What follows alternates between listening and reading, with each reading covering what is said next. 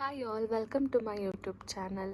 ನಾನು ಬಂದ್ಬಿಟ್ಟು ಇವತ್ತು ನಾನು ಏನು ಮಾಡಿದೆ, ನನ್ನ ದಿನ ಹೇಗಿತ್ತು ಅಂತ ವೀಡಿಯೋ ಮಾಡ್ತಾಯಿದ್ದೀನಿ.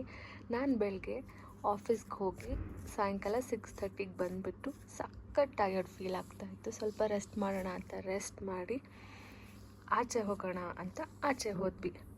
ಹಾಗೆ ಅಲ್ಲಿ ಗಾರ್ಡನ್ಗೆ ಹೋಗಿ ಲೂಡೋ ಆಡ್ಕೊಂಡು ಕೂತಿದ್ದೆ.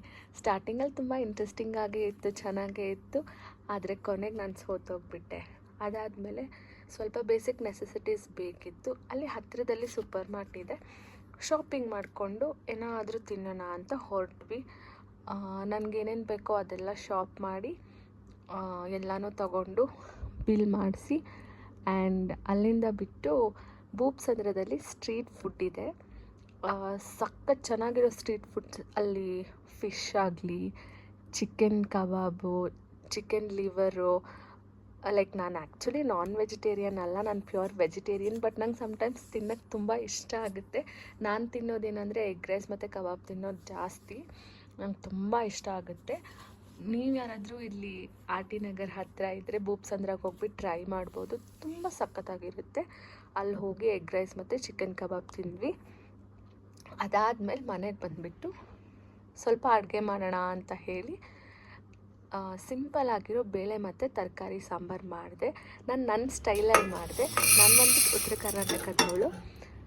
ಬಟ್ ನನಗೆ ಯಾರೋ ಹೇಳಿದ್ರು ಈ ಥರ ನಾನು ಈ ಥರ ಸಾಂಬಾರು ಮಾಡ್ತೀನಿ ಅಂತ. ನಾನು ಅವ್ರನ್ನ ಕೇಳಿದೆ ಯಾವ ಥರ ಮಾಡ್ತೀರಾ ಅಂತ.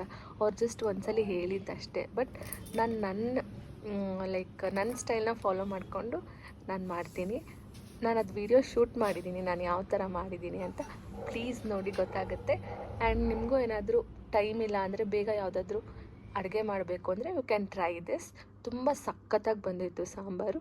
ಕೊನೆಗೂ ಲಾಸ್ಟಲ್ಲಿ ಒಂದು ಸ್ವಲ್ಪ ರೈಸ್ ಮತ್ತು ಸಾಂಬಾರು ತಿಂದುಬಿಟ್ಟು ನಾಳೆ ಮತ್ತೆ ಆಫೀಸ್ಗೆ ಹೋಗ್ಬೇಕಲ್ಲ ಅಂತ ಮಲ್ಕೊಳ್ಳೋಣ ಅಂತ ನನ್ನ ದಿನನ ಮುಗಿಸ್ದೆ. ನಾನು ಆ್ಯಕ್ಚುಲಿ ಹೊಸದಾಗಿ ಯೂಟ್ಯೂಬ್ ಚಾನಲ್ನ ಕ್ರಿಯೇಟ್ ಮಾಡಿಬಿಟ್ಟು ವೀಡಿಯೋಸ್ ಮಾಡಿ ಅಪ್ಲೋಡ್ ಮಾಡ್ತಾ ಇರೋದು. Please keep supporting me. ನನ್ನ ಚಾನಲ್ನ ಸಬ್ಸ್ಕ್ರೈಬ್ ಮಾಡಿ, ಶೇರ್ ಮಾಡಿ, ಲೈಕ್ ಮಾಡಿ, ಕಮೆಂಟ್ ಮಾಡಿ. ಪ್ಲೀಸ್ ಯಾವುದಾದ್ರೂ ಪರ್ಟಿಕ್ಯುಲರ್ ವೀಡಿಯೋ ಇದ್ದರೆ ಪ್ಲೀಸ್ ತಿಳಿಸಿ. ಪ್ಲೀಸ್ ನಂಗೆ ಸಪೋರ್ಟ್ ಮಾಡಿ, ನನ್ನ ಬೆಳೆಸಿ. Thank you so much.